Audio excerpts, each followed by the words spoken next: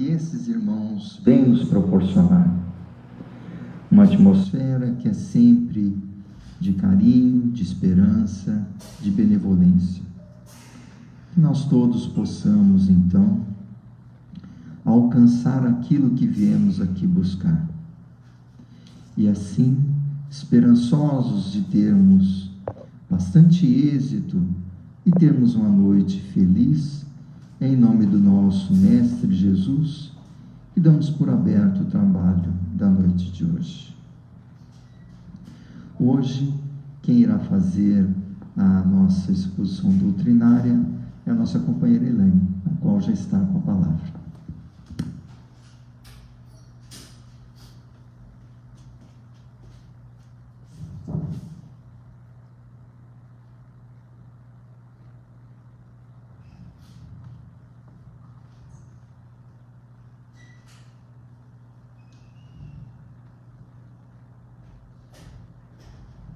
Boa noite a todos, muita paz.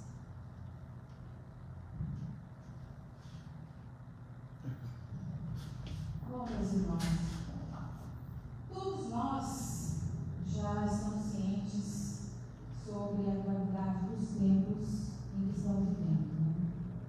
A pandemia que assola todos os locais do globo nos trouxe momentos de muita reflexão para todos nós que aqui estamos vivendo em meio a tantas notícias tristes, desoladoras, mas também trouxe uma profunda esperança em todos nós para que tudo isso evolua para melhor. Nós podemos comprovar isso pelo trabalho da ciência hoje. A busca incessante por novas possibilidades, novas descobertas, que estão sendo conquistadas aí através desses instrumentos divinos, os cientistas e todo o povo em si, que lutam então contra o tempo, num intenso combate contra esse problema de ordem global, para que a vida do planeta se restabeleça e se em novo equilíbrio. E nós, como espíritas que somos, nós sabemos que o barco não está à deriva, como nós já dissemos aqui, que todo efeito tem uma causa, que toda ação gera uma reação, e que a espiritualidade superior comanda os rumos para a saída do planeta de provas e expiações para o planeta de regeneração. O que quer dizer que somos merecedores de tudo aquilo que nos acomete, dos problemas que nos surpreendem, que batem a nossa porta. São, então, oportunidades de crescimento moral e espiritual.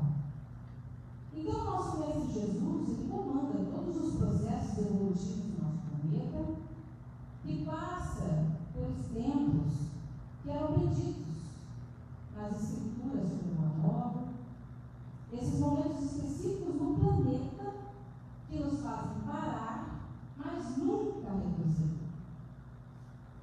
Então, nós estamos num momento de grandes provações individuais e coletivas, como nos elucida a obra de Manuel Filomeno de Miranda, psicografada por Divaldo Pereira Franco, no rumo do mundo de regeneração, que foi lançado recentemente. Manuel Filomeno de Miranda, ele relata sobre uma reunião no mundo espiritual com diversos convidados de diferentes entidades, visitantes e responsáveis por essas comunidades. E o objetivo maior dessa reunião era trazer ilustrações sobre a tormenta que está assolando a humanidade. Então, o célebre expositor na reunião, que chamava-se Antúlio, naquela significativa assembleia, expôs o seguinte: em razão da continuidade do comportamento insano dos seres rebeldes e negligentes, as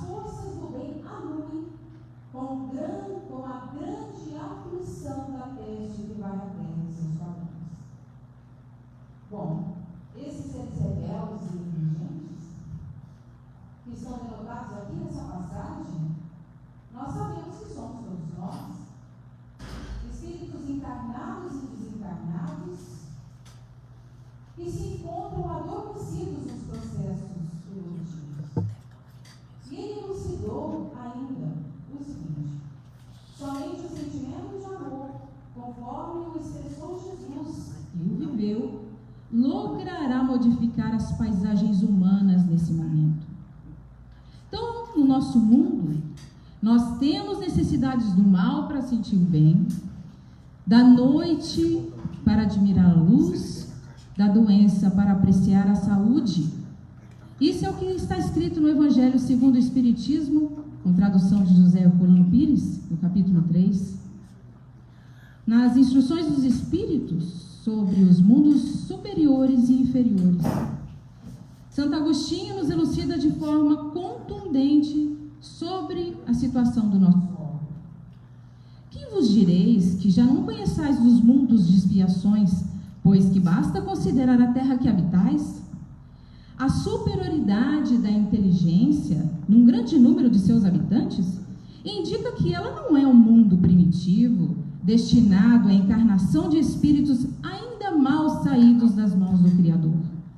Suas qualidades inatas são a prova de que já viveram e realizaram um certo progresso, mas também os numerosos vícios a que se inclinam são um indício de uma grande imperfeição moral. Eis porque Deus os colocou num mundo ingrato, para expiarem suas faltas através de um trabalho penoso e das misérias da vida, até que se façam merecedores de passar para um mundo mais feliz. Então, em momentos como esse que aqui vivemos, em que a humanidade sofre, nós tentamos assimilar o que tudo isso quer dizer, o que tudo isso quer nos mostrar, pois são momentos críticos nos quais nós somos tocados, envolvidos, a reflexionar a respeito dos nossos atos, dos acontecimentos que nos cercam, dos assuntos que requerem profunda atenção de nossa parte. Mas o que também se percebe é que facilmente nós nos desligamos desses propósitos elevados de discernimento, de despertar da consciência. Essa demanda de nós é um esforço constante. Nós facilmente nos sentimos desobrigados ao processo desse despertar para os propósitos do bem. Nós também nos desligamos, nos desobrigamos dos processos de solidariedade, de fraternidade. Nos desobrigamos de colocar no lugar do outro, de apaziguar a dor do outro também. Então, nós nos envolvemos em situações de autodesvalorização, na ilusão de nos deleitarmos os prazeres da felicidade instantânea e passageira. Isso acontece, pessoal, pelo fato de que ainda nós carregamos dentro de nós as raízes profundas daquele nosso passado delituoso, invirtuoso, do olho por olho, dente por dente, daquele antes ele do que eu, que é ainda muito presente na nossa sociedade, na nossa cultura. Então alguém pode dizer: mas eu acredito que eu sou uma pessoa boa, que eu faço bem, faço tudo que está ao meu alcance para o meu melhoramento, pensando no próximo, agindo em conformidade com os preceitos de Jesus. Eu acredito nisso. Inclusive, eu sou espírita. Eu tenho ciência dos meus erros, das minhas falhas, e eu procuro perdoar o mal que me fazem, e procuro não julgar. Muito bom tudo isso. Mas quando menos se espera, ao menor sinal, somos dominados pelo esquecimento de tudo isso.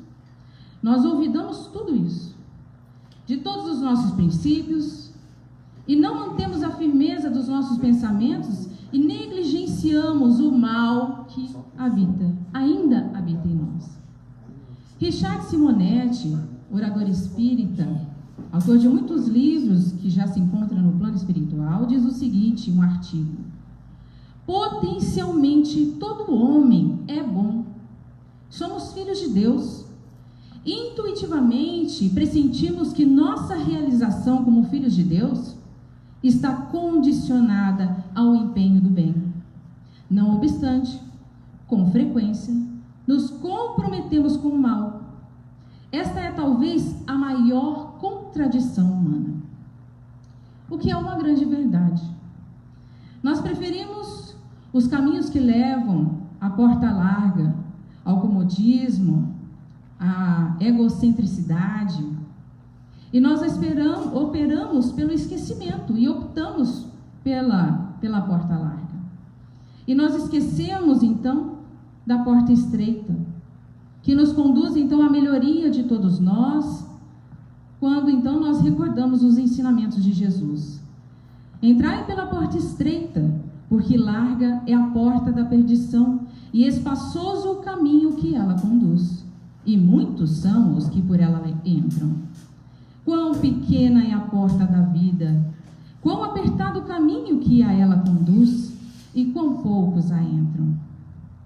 Então, essa transição entre o bem e o mal, para a soberania dos sentimentos elevados, para as conquistas espirituais, só acontece através de iniciativas em ideais superiores. Então, renunciar tudo aquilo que nos aproxima da ilusão, em demasia, é necessário. Tudo aquilo que nos afasta da realidade é necessário. Buscar um entendimento, um conhecimento, esse conhecimento que eleva o nosso pensamento, que nos livra do medo que nos paralisa, que nos liberta da dor, é necessário. É necessário o conhecimento. E agir conforme o pensamento, parafraseando Aristóteles, a felicidade consiste em fazer o bem. Faz com que estejamos, então, conscientes do sentido de nossas vidas, dando-nos, então, condições de receber a intercessão dos bons espíritos, da espiritualidade superior, para que esses possam nos ajudar a nos conduzir a essa vida mais feliz, que todo mundo anela. Mesmo passando pelas adversidades com a ajuda da espiritualidade maior, tendo a fé como base, nós conseguimos enfrentar com louvor toda essa trajetória. Em conhecida carta dirigida aos Romanos, Paulo, o vaso escolhido por Jesus, escreve: porque não faço o bem que quero, mas o mal que não quero, esse faço.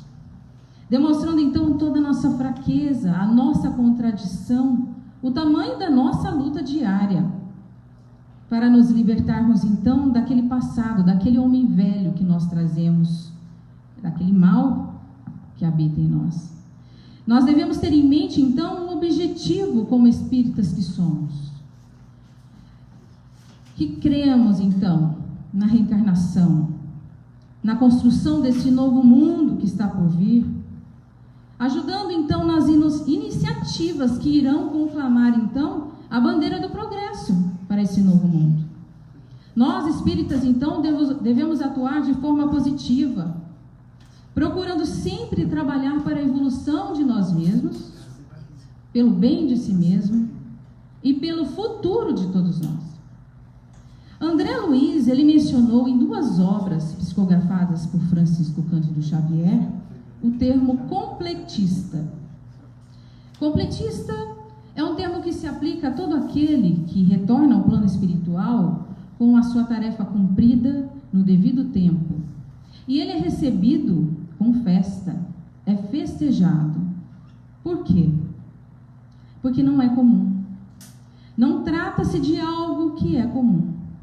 Razão porque esses completistas são recebidos com glória no plano superior.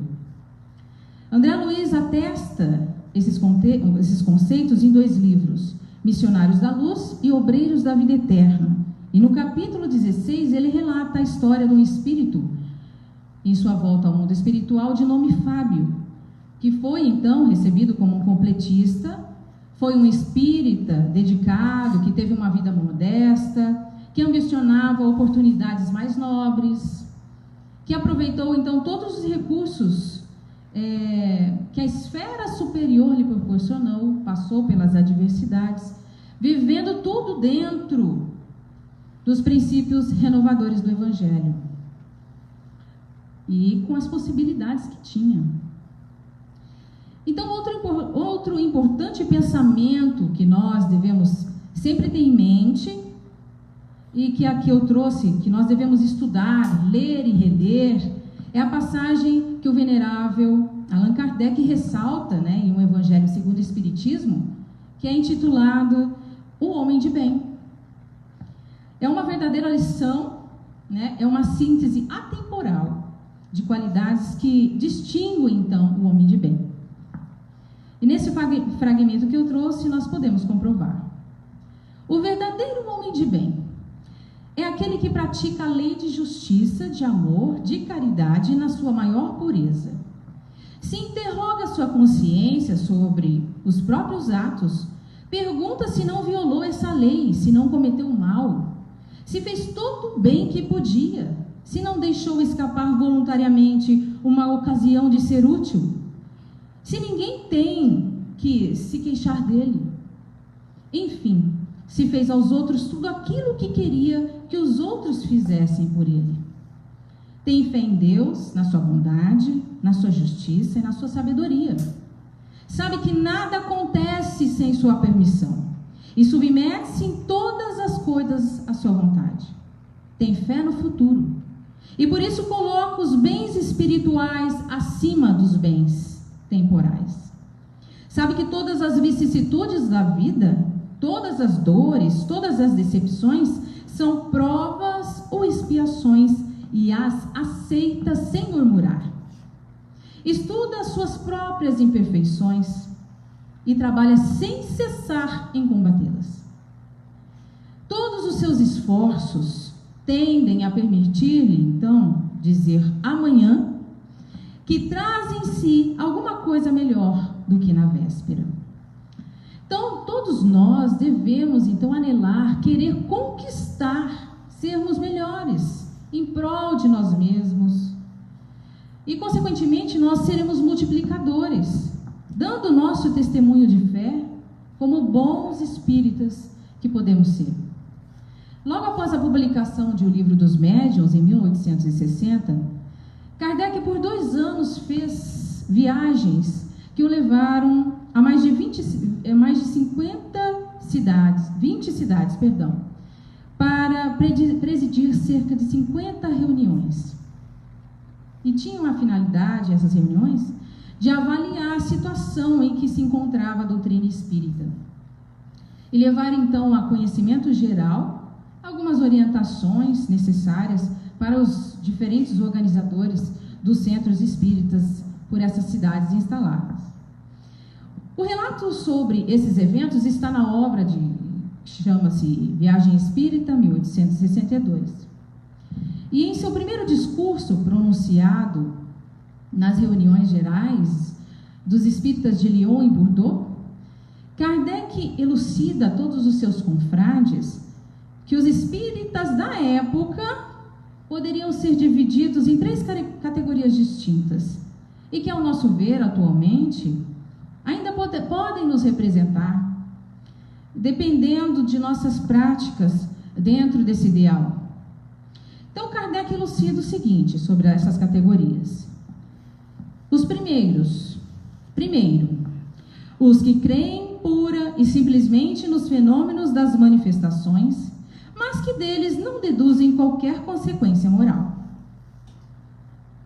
Os espíritas de categoria 2, os que percebem o alcance moral, mas o aplicam aos outros e não a si mesmos.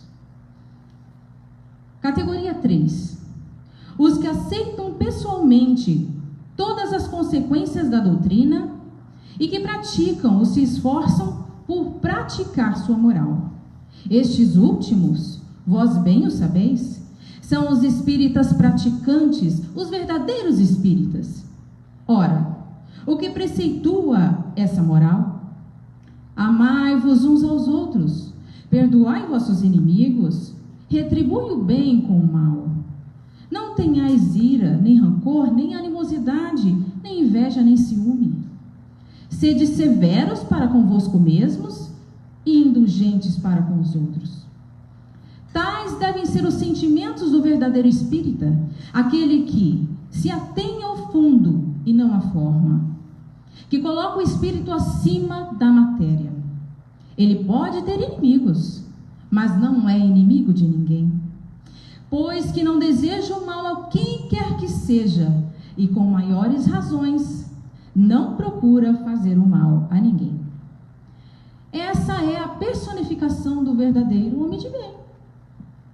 Esse é o perfil, então, que nós deveremos ter como moradores da esfera do mundo, da esfera de regeneração. Esse será o perfil.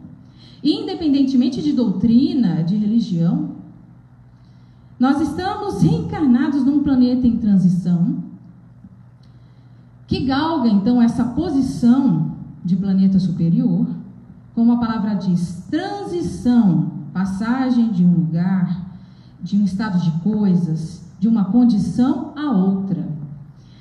E Manuel Filomeno de Miranda, na sua recém-lançada obra, como nós já citamos, diz que nesse meio tempo de transição, ou nos renovamos buscando o nosso automelhoramento, moldando o nosso campo vibratório, contribuindo para a mudança da psicosfera da Terra, ou, como diz ele, alucinados e sem a decisão de avançar, seremos exilados para outro domicílio em nosso sistema solar, conforme já vem ocorrendo. Ou seja, deu-se o início dos tempos anunciados nas Escrituras sobre a separação do joio e do trigo. Esse trigo que já se encontra apto, à colheita.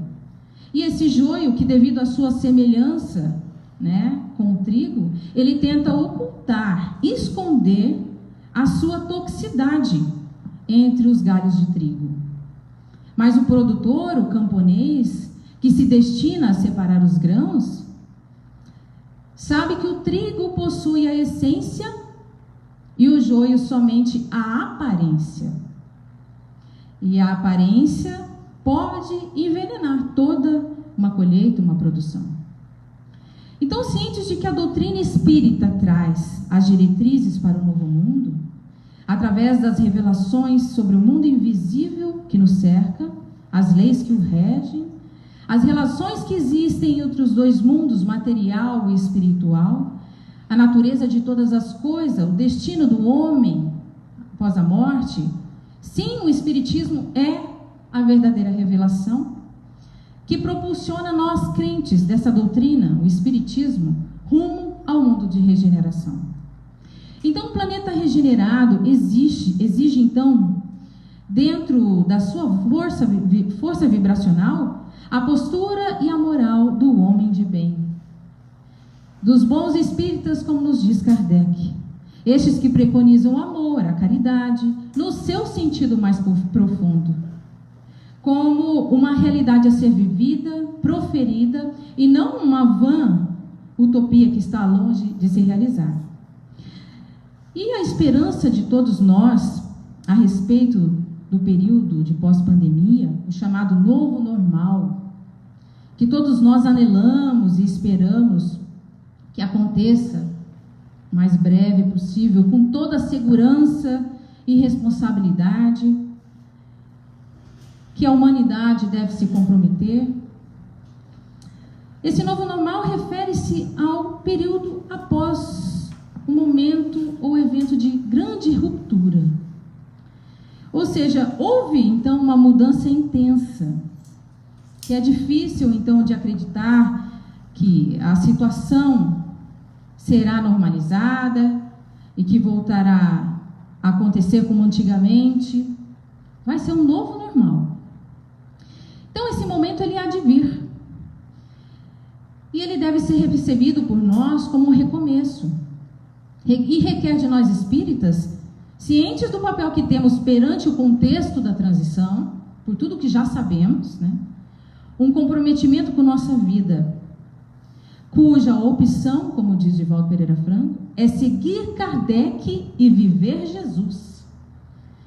Divaldo diz na obra Conversando com Divaldo Pereira Franco: entre os interesses mundanos e os compromissos espirituais, a opção única, sem qualquer negociata, é da nossa transformação moral dentro das linhas severas da codificação kardeciana.